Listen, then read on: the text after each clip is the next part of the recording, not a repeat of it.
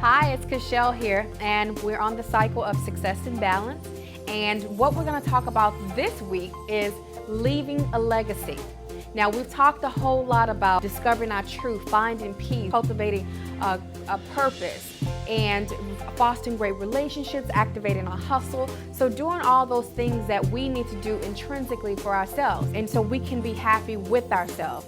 And we talked last week about the fostering great relationships, which involves other people. So if you can see now that on this cycle of success and balance, we've taken you on a journey of discovering those things about you and your belief systems and why you do certain things, healing those painful situations in your life to where you can actually focus on the things that really matter, like relationships, family, purpose, hustle, your dreams, all of those different things. If you notice, everything kind of before last week, we were talking about things that had only to do with ourselves, how to better ourselves, right?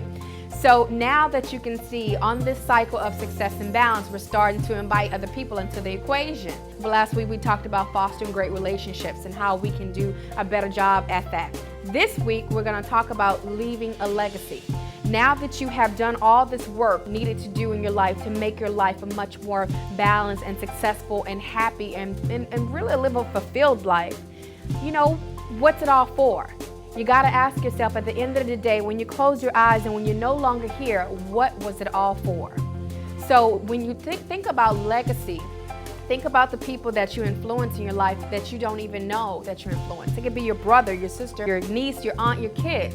And for instance, when we think about legacy, we sometimes think of someone that owns this huge company and they leave the company to their kids, or they leave their retirement to their kids. When we think about legacy, we often think about monetary legacy. But think about legacy in the sense of when you are no longer here on earth, what have you left to those around you? Have you left a legacy of faith, a legacy of belief, a legacy of honesty, or a legacy of doing things a certain way? What is the legacy that you want people to leave? You think about it this way. When you know at the funeral when they say limit the comments 2 minutes please, what would people say about you? I'm not trying to kill you off prematurely, okay? But I just want you to think about that as you live life. You know, we never know when we're gonna go. We never know what's gonna happen. But while we're here, have you ever thought about what is the story that people would tell about me? Think about that for a second. What do people say behind your back? How do people describe you to other people that don't even know you? That's your legacy. It's not about money and the will and testament and all that thing. You live your legacy every single day. So what is the story that you are writing, the legacy writing for your life? What is it that people will say that they can grab hold to?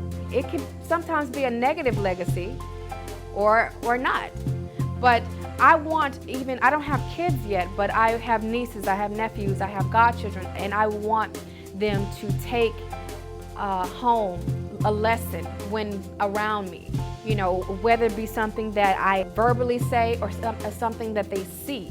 I want them to take something of that, to have a legacy of determination, legacy of living your dreams, legacy of having just resilience about life, and to have a legacy of happiness, to appreciate life and to appreciate people and things. And even what I'm doing right now, I want that to be a part of my legacy. You know, this is something that one day I could show someone that my great whatever, that's the legacy that I'm choosing to leave. So you think about, what legacy are you choosing to leave behind? I want you to ponder that. You know, are you leaving a legacy of being pessimistic? Because essentially, that's the legacy you're leaving. And we all have those people in life where you don't have a lot of great things to say about them, but you try. You know what? Make it a little more easier for people to say good things about you. Start now thinking about your legacy, not just a financial one, but that is an important piece to the puzzle. Start living, if you have kids, don't leave them where when you are not here that it's a burden on them, but be a blessing to them. If you have to get your finances in order, or you have to make things right with your will and testament, make sure that you do that. Whether it be burial insurance or whatever the case may be, don't make it a burden on people when you're not here anymore.